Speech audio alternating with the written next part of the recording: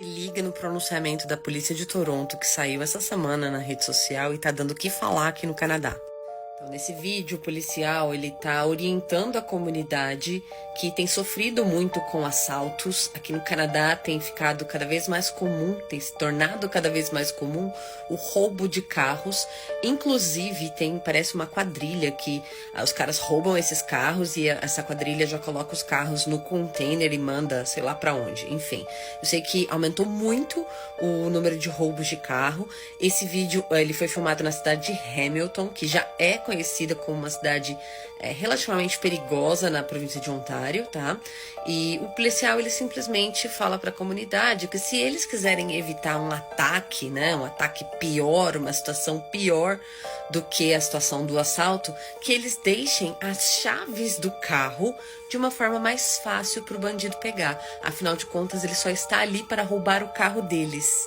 Então, que eles facilitem isso, assim eles conseguem evitar uma situação pior. O policial, ele ainda orienta, né? Ele diz que cuidado, porque esses caras estão armados e eles não estão com armas de brinquedo. Eles estão com armas reais. Logo, faça a sua parte e ajude o bandido a te roubar. E aí, toda essa questão trouxe à tona o Instituto da Autodefesa. A discussão sobre se podemos ou não podemos nos defender e defender a nossa propriedade aqui no Canadá. Então, por isso, vou passar com vocês pela lei, né, o que está no Código Penal canadense a respeito da autodefesa, da legítima defesa. Vamos lá.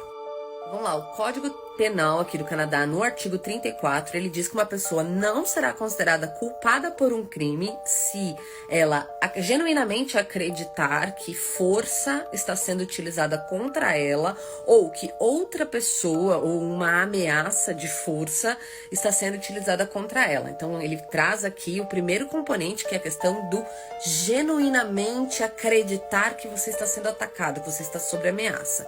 Segundo ponto, o ato que constitui o crime foi cometido para o propósito de se defender, de proteger a si, né, proteger a sua família, enfim, de ter contra si empregado aquela força ameaçadora.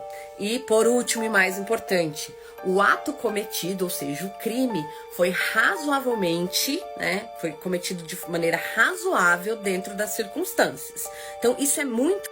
A questão da razoabilidade da conduta é o ponto-chave para a gente discutir, para a gente entender se houve legítima defesa ou não.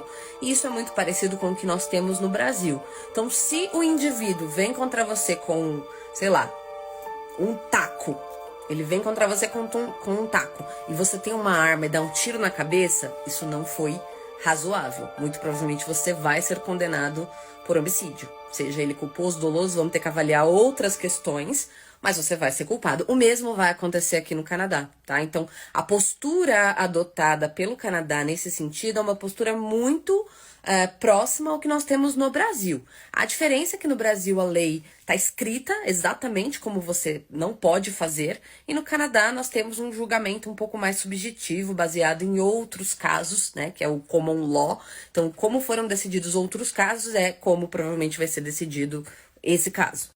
E aí aqui, ó, no inciso 2 do mesmo artigo 34 do Código Penal canadense, ele diz quais são, né, os fatores que serão avaliados para determinar se foi legítima defesa ou não. Então, primeira coisa, eles vão avaliar a natureza dessa força. A pessoa veio contra você com o quê? Com uma arma, com uma faca, sem nada, só veio e te agrediu, né? Ela veio com a força do corpo, a força dela mesma. Ela veio, enfim, como? Qual é a natureza dessa força? É o primeiro ponto. Segundo ponto também que vão avaliar é qual foi a força que você empregou para se defender. Então, precisa ser ali algo parecido, né? É aquilo que eu expliquei anteriormente. O cara não pode vir para você só com a força do braço e você descer 2 tiros na cabeça dele, por mais que às vezes você ache que seria a melhor opção. Enfim.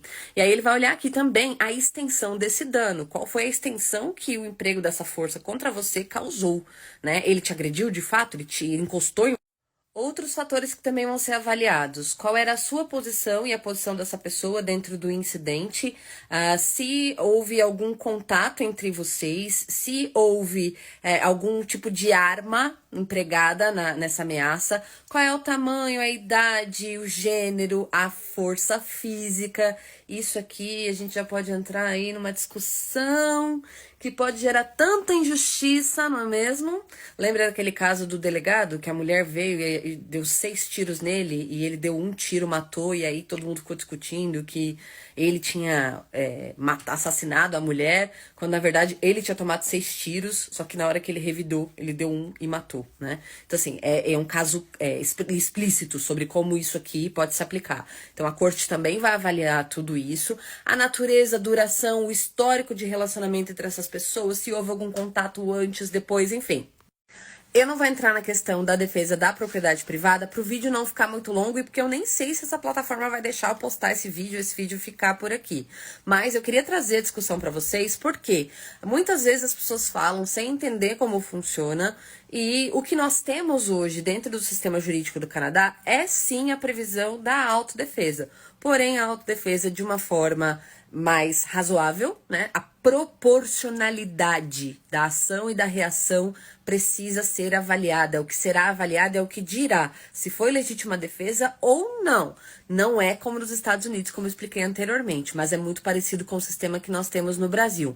E isso é muito comum, né? Essa recepção do Instituto da Legítima Defesa de maneira mais branda é muito comum entre os países que adotaram de uma forma um pouco mais intensa a agenda dos direitos humanos da ONU, né? Então, os Estados Unidos é um país que sim, ele adotou a agenda dos direitos humanos, mas nem um tanto, né? Desde que não afetasse os valores, acho que mais intrínsecos da formação do país, né? Estados Unidos, ele é muito da liberdade, do direito à propriedade privada, do direito à vida, então é natural que lá as coisas sejam diferentes. Agora, o que a gente tem no Canadá é muito parecido com o que a gente tem no Brasil. Na minha opinião, como advogada, imigrante e influencer sem carisma, o que acontece aí? Qual a diferença dos dois, Canadá e Brasil? No Canadá, a probabilidade da gente ter injustiça é um pouco maior. Por quê? Porque o julgamento virá baseado em outros casos, em julgamentos anteriores. Né? No Brasil, a gente tem ali o escreveu, não leu, o pau comeu, tá escrito na lei, tem que acontecer exatamente como está na lei. E para mim, como profissional do direito, eu me sinto mais segura quando a lei não só estabelece e tipifica a conduta que será considerada crime, mas também regulamenta como isso será avaliado. Aqui no Canadá é tudo muito solto. O povo gosta de jogar solto e aí, particularmente, eu acho que a chance da gente ter injustiça é bem maior.